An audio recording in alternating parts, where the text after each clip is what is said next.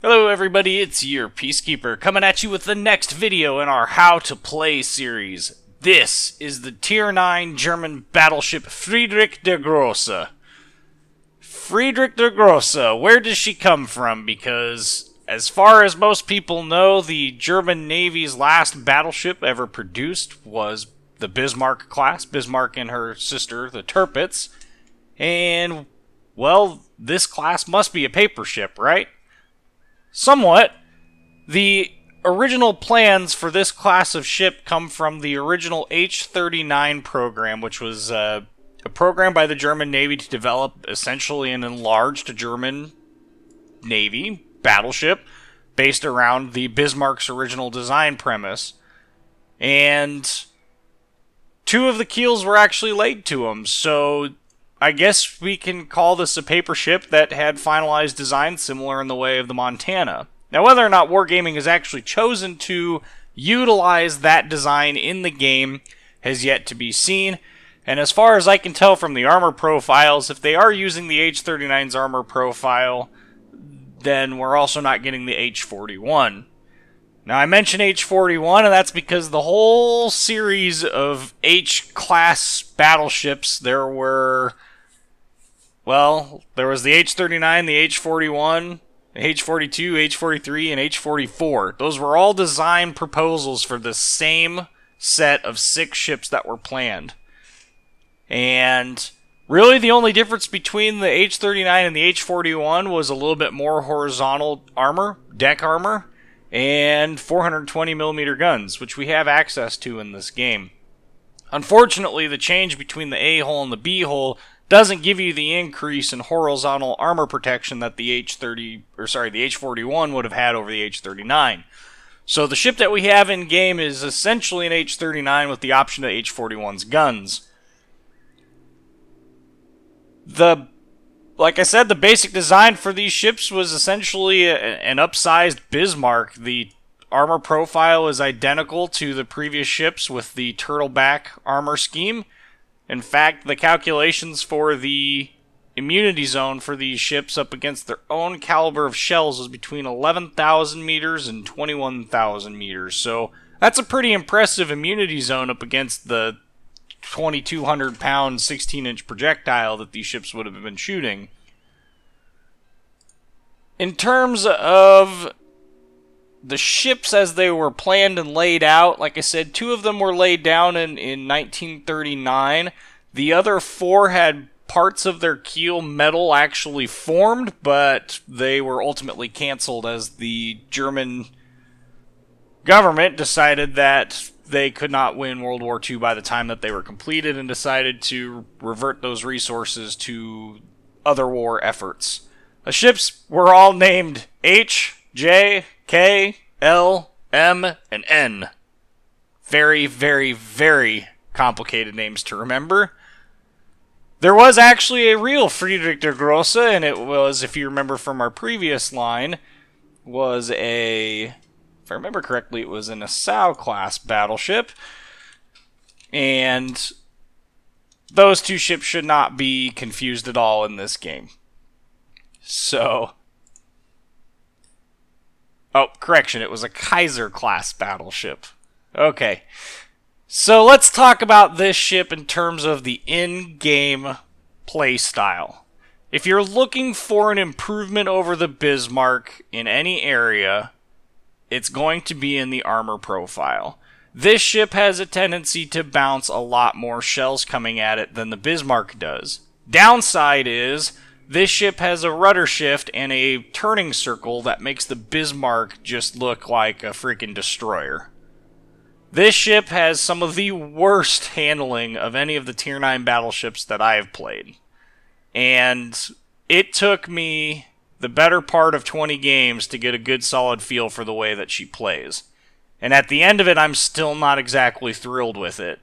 This is not a ship that I plan on keeping in my fleet. The only Tier 9 battleship that has that title is Iowa, because I really enjoy Iowa's history. So, as you can tell, I'm a little bit upset by this changeover, and I really do think that this ship, in spite of its stats, would be far better served with slightly better rudder shift time. And I'm not talking, well, 14 seconds doesn't sound too bad, but it just feels like a tugboat pulling, a massive super tanker trying to turn it around a sharp corner. It doesn't seem to have that same capability. And if you look at the stats, that's odd because Iowa's turning circle is only 20 millimeters shorter and her rudder shift time is longer with the same module, with the same rudder shift module. So I'm not entirely sure how this ship feels as sluggish as it is. And maybe it's because the ship is forced into this brawling role because the guns are just completely inaccurate, that I feel like the ship should be a little bit more maneuverable so it can influence the battle. Certainly compared to the ship that she replaced, which is an absolutely amazing ship and will have a permanent spot in my port. So I'm not sure that I would call this an upgrade so much as kind of maybe a running order change. It has some aspects that are upgraded and has one big downside, and that's that maneuverability. As I said, the long-range gunnery still isn't really possible with this ship. It still lacks the accuracy at range that all the other German battleships have, with the exception of the König, which really is, in my opinion, one of the best Tier 5 battleships in the game. And the secondary configuration is still the same as Bismarck, so the only advantage you get in the secondary department is you have access to the secondary rate of fire module, which decreases the reload time on your secondaries. You'd think that would play a huge role in the secondary builds on these ships, but the problem is to get close enough to enemy ships to really effectively use the secondaries exposes you to the problems of destroyers, because while the Bismarck had the maneuverability to maneuver around big torpedo waves, this ship simply doesn't. And without a lot of support from other ships, it's very difficult to play this ship to its fullest, because you can't push without knowing that the destroyers, or ships with long-range torpedoes at Tier 9, which is pretty much every cruiser, until those ships have been properly addressed. And so the secondary build, to me, while it's still the build that I would take, and it's the only build that I tried, I'm not entirely convinced that this ship's strength lies in its secondaries. Those gun options, though, that gives you a lot of flexibility. The 406mm, the 16-inch guns, have a really quick reload speed for 16-inch guns. It's fast enough that it feels like you're shooting 15-inch guns. In fact, it's 28 seconds, and Bismarck Tirpitz is 26. And so you're only 2 seconds down, but you've gone up in caliber, which means your overmatch mechanics are working better in your favor, and you've gone up in shell weight, which means more damage. Now, these don't have as much damage per shell as the US 16-inch shells do, which is why we have, although they're close, which is why we have the 420mm option, which does have a 32-second reload time, which isn't a huge change from the 30-second time of the US battleships. And for that, you also get much flatter shell trajectories, because these are leaving the barrel much, much, much quicker. And the shell arcs are much more usable. So you kind of have that same feel as the high-tier US battleships do in terms of your damage and your penetration capabilities with those 420s. Now, I played a whole bunch of games with both because I was trying to figure out what worked best, and I was trying to actually get a halfway decent video, and it took me forever. Like I said, 20 battles to really get a good feel for, and I still think that the 420s represent your best option.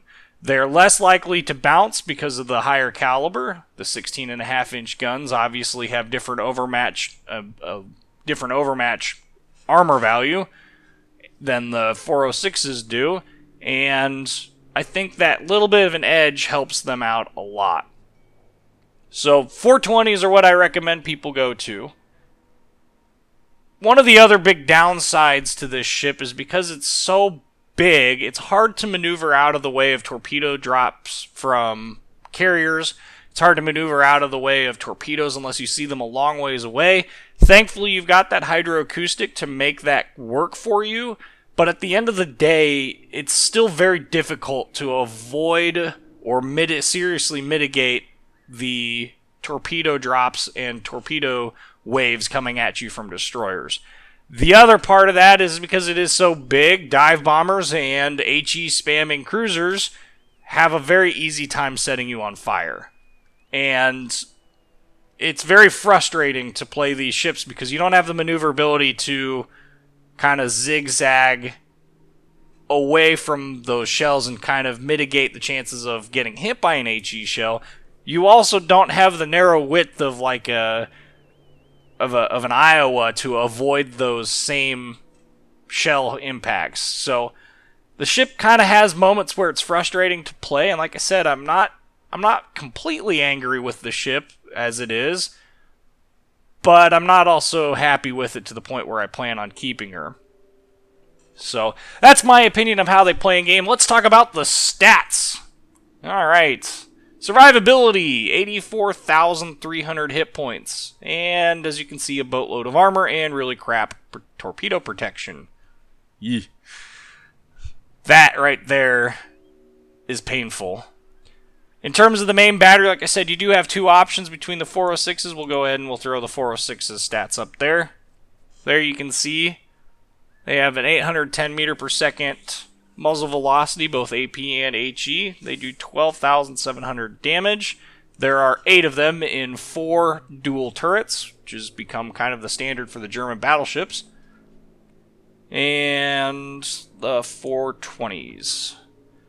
And you can see the 420s have an 800 meter per second muzzle velocity with 13,500 damage for the max AP shell damage. The interesting part of this is while your HE shells do really next to no damage, 5,000, they have a 41% chance of starting fires. So if you really wanted to make a troll HE spamming battleship, I guess this is your one to go with. That's pretty high. Like I said, the secondary armament is exactly the same as the Bismarck with the 8 dual 105mm gun mounts, 4 on each side, and then the secondaries you have the 6 dual 150mm gun secondary mounts. Those 105s, by the way, do count as AA. There's also 6 of the 20mm Flakvierling guns and 26 of the dual 37mm flak guns, in addition to those dual purpose mounts. Maximum speed, 30 knots, which is the second fastest for the Tier 9 battleships. Obviously, Iowa is faster at 33 knots. Turning circle radius is 940 meters, and the rudder shift time is 14 seconds. But like I said, that does not feel that way. And maybe it's just because I haven't played Iowa super aggressive like I have the Friedrich, but I just feel like the Friedrich has just way harder times maneuvering on a battlefield. Detection range by other ships, 16.8 kilometers, and detection range by air is 16 kilometers. Yeah, it's a giant shoot me sign from the very beginning of the match. It's like Fuso. You see it all the way across the map, and you're like, ha-ha, I see you. I can't do anything about it, but I see you. And by the way, I forgot to mention the main battery firing range is only 20.3 kilometers, which is the lowest for the Tier 9 battleships. Not that you'd be able to actually use the guns at that range, even though they have better dispersion than the US battleships do in terms of actual raw dispersion number, 265 versus 297, it definitely doesn't feel that way when you play them because the horizontal and vertical dispersion allowances there, it seems to hit the outside. It seems to hit that 265 meter number more frequently than not, whereas at least with Iowa you feel like those guns are staying more towards the middle of that dispersion range. Alright, let's go to the battle video.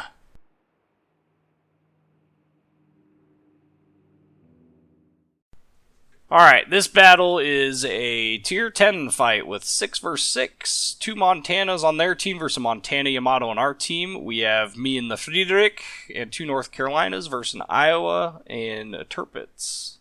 They have an Edinburgh and a Benson. hopefully that Benson doesn't become a huge factor in this game, and if I remember correctly, it doesn't. The end battle damage value is 131,000, so not a huge game in the sense that the amount of damage done wasn't, you know, staggeringly awesome, but a pretty good game nonetheless. Also shows some of the strengths and some of the weaknesses of the ship, so that's the reason why I chose this video. Of course, one of the key things with the German battleships is to go ahead and let your team know where you're going, and to communicate that effectively and clearly so that everybody else on your team knows that, hey, I'm a German battleship, I'm going to go help Cap, I'm going to play this ship aggressively, I'm going to be up front, please support me. And thankfully, for the most part, the team that I'm with does. And that really helps shape this game up, because without that destroyer in this tier 10 fight, it's hard to win this kind of battle. It's kind of like back in the closed beta days when you had a team that had a CV and then one that didn't. It's very difficult to win that fight without a lot of really solid teamwork. I kind of miss those days, and then I kind of don't, because that was back in the days when a carrier was basically selecting you and then deleting you. Just delete key, you're gone. Alright, so we're going to go to A, and like I said, I'm going to follow that Mogami in. I've gone ahead and let him know that. And just like I said, keep in mind the fact that the rudder shift time and the turning circle make this thing feel really sluggish. So I'm not a real big fan of the way that this ship plays. Even though its stats suggest that it is better in handling than the Iowa, I just don't feel like it is. It seems like the Iowa at lower rudder values turns over harder. And maybe that's part of that sluggish feel of it, is the, you know, the rudder has to get almost all the way over before these ships finally get rolling. Apparently our Yami is AFK. Oh, nope, okay, he's not. And I remember thinking that because I looked back and I was like, man, why isn't he moving? That just seems weird. Also, one suggestion that I had, I don't know if I pointed this out in the Bismarck video, but if you're curious about how far your hydro will reach on the minimap, if you click on the gears in the upper right hand corner of it and select your anti-aircraft gun range, your furthest anti-aircraft gun range is 5.4 kilometers, which is 0.4 of a kilometer shorter than your actual hydro will reach. But having that value there actually helps out a lot when trying to, you know, plan around smoke and do all that stuff. So, first shot out is on a broadside Iowa. Who would have thought that we would have found a broadside Iowa this early in the game? And who would have thought we would have taken 10,260 hit points off of him at 16k? And of course, there's some promotion of this channel. So the Iowa is now turning in. He becomes an even less attractive target. However, that Montana is turning out, it looked like. Yep, or he's just maybe slow to start. I thought about turning, but then I realized, you know, turning in to bring all the guns to bear, but then I realized that no, he's turning, and the last thing I want to do is to open my broadside up to it. You can see we just took off 13,500 hit points off of that broadside Montana. Those 420mm guns doing some work. We do have that Benson off to our right-hand side. Thankfully, our secondaries managed to kind of put him at bay. We're going to go ahead and pop Hydro, though, because I'm expecting torpedoes. Montana's starting to turn away and is no longer a super good target. We do have to be pretty picky and choosy about our targets simply because of the fact that we don't have that accuracy that we probably should in order to make this work for taking lots of long-range gunnery shots. So we're trying to be as opportunistic as possible. That way we can go ahead and... Dang it! That destroyer just needs to stay spotted so my secondaries can do some work on him. But we'll go back to using our secondaries on the Iowa up here. Whom, well, As you can see, my team is nowhere near supporting me, so... Alright, so Montana is still basically broadside to me. There's an Edinburgh that's showing a healthy broadside that apparently I missed. We got our... There's another Citadel up against the Montana. We got our secondaries going to town on the Iowa. As you can see, we just basically bounced a bunch of shells. We're going to bring those other guns to bear, see if we can't get another Citadel, and we're going to duck out of this fight. There's another Citadel up against that Montana. And if he continues to sit there, I'm just going to continue to Citadel him because, honestly, it's not like these guns lack in the penetration department. Ah, he slowed down enough. I figured he was going to go faster. And there you can see the dispersion didn't help any. We did get a fire on our Iowa, so burn, baby, burn. Benson's finally back in sight, so we'll go ahead and... Well, he's just barely in sight. We'll go ahead and put our secondaries to work on him. And there he goes again, disappearing. There goes the Iowa disappearing. Dang it. Okay, that Montana is now moving, and the other one is coming to play. Let's see if we can't get another shot out on him as we clear this mountain range. And he disappeared. Spotting mechanics. How do they work? So we'll go ahead and we'll keep charging, I guess. We'll charge over here to Mr. Iowa, and, well, we're broadside to him. And he's loaded HE. Thanks. So we'll go ahead and we'll turn out and away from this because we have no support at all. And apparently none of the shells that I fired hit the Iowa. Which just goes to show exactly the kind of dispersion that these ships have, even at 11 kilometers. So we're ducking out of this fight largely because that Montana is coming and there's no way I can take on both, and especially without any of the support that I've got. Was trying to get shots lined up on that Edinburgh, but unfortunately that didn't seem to work out. Iowa firing another salvo of HE at me? Okay. Well, let's put Tirpitz on the secondary spot then, because he looks like he's opening up to us a little bit, and you can see kind of the gun arcs that we're working with. Not tremendously useful gun arcs, but they're not bad. And about 6K. So, not super good, but we're letting our secondaries get to work. Heck, we already are up to 65 hits with our secondaries. Up to 3 fires already.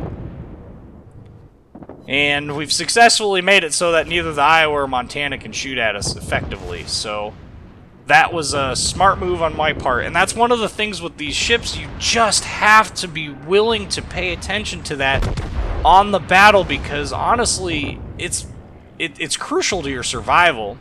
So there's a shot that we took at Edinburgh and missed, which is really frustrating and annoying. And we take a pretty big hit from that Tirpitz. Obviously not a huge damaging and destroying hit, simply because of the fact that we have that turtleback armor scheme which helped us out. And there goes the Tirpitz. Died due to fires caused by secondaries. Tirpitz launched torpedoes, but they are going to peter out before they get to me. At least they should. Yep, there they go. And there's our buddy, the Montana. Woo! Big, huge chunk of hit points taken off, but he is still sailing broadside, so we're going to go ahead and we're going to rendezvous with our other battleships here while we wait for our heel to come back up. Should be noted that the other Montana is now behind us and is fighting our Yamato at point-blank range. Yamato is far better suited at taking out Montana than I am in the Friedrich, and we are going to take every bit of advantage of the fact that he is thoroughly tunnel-visioned in on our Yamato. Also, you will see that I noted that the game isn't responding to keystrokes. For some odd reason, I don't know if it's my keyboard, I don't know what's causing it, but my game will sometimes not respond to keyboard inputs in which I am trying to get the ship to change directions. It simply doesn't, and that's really quite frustrating and annoying. Now, this poor Montana, I don't know that he realized that I was here. If he didn't, I don't know why he didn't. But Yamato has impressive secondaries. Friedrich has impressive secondaries. He does not. So, I'm not entirely sure what's going on there with his decision-making process. But now that we've got some support over here... Oh, there's a fire on him. I mean, we've added a whole bunch of secondary hits here to this, so... Now we're going to push the Iowa, because we got enough support here from the battleships that we can do this. And as you can see, we're not winning the cap game, so we got to kill ships quick. Their destroyer is dead already, so that is good sign number 1. Number 2, the last ship that they have that's even remotely close to a destroyer, the Edinburgh, is currently not at full health and was last seen there in that G5 range. G5 range. And or F. Yep, there. Now he's in G5. He was in F5. So we're facing up against this nose-on Iowa, and bounce. German steel. Lol.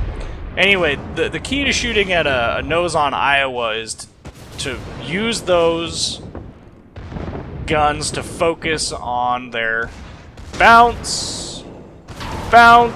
See, when the Edinburgh is doing more damage with his AP than an Iowa, that's kind of sad. But anyway, you want to use those guns to shoot at the turrets and see if you can't knock out or at least shell shock some of those gunners. There was not a bounce, but it looked like an overpen to the superstructure that ended up doing way more damage than it probably should have. And there they got some damage through. Not a whole lot. Again, you've got a very favorable armor scheme. And down goes the Iowa. Lots of secondary hits, using those secondaries as much as possible. And we are going to duck behind this island because, seriously, screw you, Montana. Losing a fight to a Montana in a Friedrich is very, very, very likely at these ranges, so we'll get shot out on him as we disappear behind the island. Look at that shell dispersion, it's just awful. And well, the amount of hits shows just how awful it really was. So as you can see, we're up to 121,000 damage. We still are losing the cap game, so we have to kill them quick. So I'm going to go for B. Unfortunately, my Hydro got used, so Hydro is going to be down as we start this turn around this corner, which means we're not going to see any incoming torpedoes from the Edinburgh if he's sitting there waiting with his torpedoes. Which, you know, that's kind of a problem. So we're going to take measures to avoid any incoming torpedo. Hey, look at that. As you can see, there's torpedoes incoming. So we're going to slow down and turn in to try and minimize our profile as we come out and hope that they miss. Edinburgh only has 3 torpedoes per side, but they go 10 kilometers. So they've got a very healthy range to them. So definitely worth paying attention to, but it's not quite the high-tier torpedo spam that we see from Neptune and Minotaur with their 8 torpedo tubes per side, which is just a lot of torpedoes. In fact, Kagero at tier 9 has the same exact number of torpedoes. So, woo, that's pretty sad. The only downside to Neptune is that she gets deleted quite easily. So this Montana is still shooting at me. That makes sense considering I'm the one with the lowest hit points, and on top of that I am currently capping. And I have the worst dispersion possible.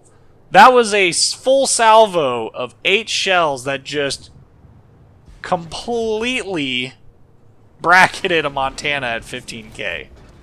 Not just any Montana, but a broadside Montana, or at least a nearly broadside one. Well, fine then. We'll turn in and we'll do our best to mitigate that damage. As you can see, that caused light damage, nothing but overpens. So that worked out quite well. Shot out on the Montana yet again. Aha! An overpen! Woo! So as we're getting closer and closer to this Edinburgh, we need to be extremely cognizant of his location. Nobody can see him because he's sitting in smoke. I've got my hydro up to anticipate any torpedoes in case he backed off the backside of this mountain. He will eventually pop up back into this, so he's not going away. Montana looks like he's coming to fight me. And now that we've got multiple people in the cap, I'm a lot less worried about me staying in the cap. We don't need the cap to win, we just need to slow down their points game, because at this point, both of their ships are both dead enough that there's no reason for me to get into kind of this, well, we need to cap. No, we need to kill stuff, because they still have one cap, and my thought process was, well, I'm going to go to sea, and then I realized, no, both their ships are basically dead. Now, the Edinburgh has finally been spotted. He got spotted at that 5.8 kilometers. He's sitting in smoke in front of all of our battleships over there, and so he's backing up fast. Or going forward, actually. He's going forward fast. He's coming my way. And everybody is going to tell me to watch out for torps. Like, no kidding. Edinburgh has torps? No way. He only has 3 of them. Still enough to kill me. Oh, look, another person telling me that there's torps. Yeah, that's what hydro is for. Plus, the way he's angled on the map, it would be very difficult for him to get a torpedo spread off at this point in time. So we're going to make sure that our guns are locked on the correct heading here. Wait for him to come around the corner and his profile be exposed so that we can get those guns to bear. Shot out. Yeah. You're soft and squishy. You probably should have planned that a little bit better. But hydro makes that very difficult to fight. Like I said, 131,000 damage. We did get high caliber. 1,583 base XP. Secondary's doing some work. 13,000 in raw damage, 30,000 in fires. And there's the credit screen. Like I said, I'm not a huge fan of Friedrich. It's not my favorite ship in the game. It doesn't really have a place in my port, and I imagine I'm not the only one that feels that way. As I said before, we're going to start down the Royal Navy cruiser line because I'm far enough away from getting Großer Kurfürst that I don't think that video will be available by next Monday. And if it plays worse than this ship does in terms of rudder shift and maneuverability, it might take me a while to get a halfway decent battle in her. So that video is going to be delayed until I get there indefinitely. Expect next Monday to see the Black Swan video, which is the Tier 1 Royal Navy cruiser. That ship is nothing short of a riot. So, as with always, guys, I'm your Peacekeeper. Like, comment, subscribe, and thank you guys for watching.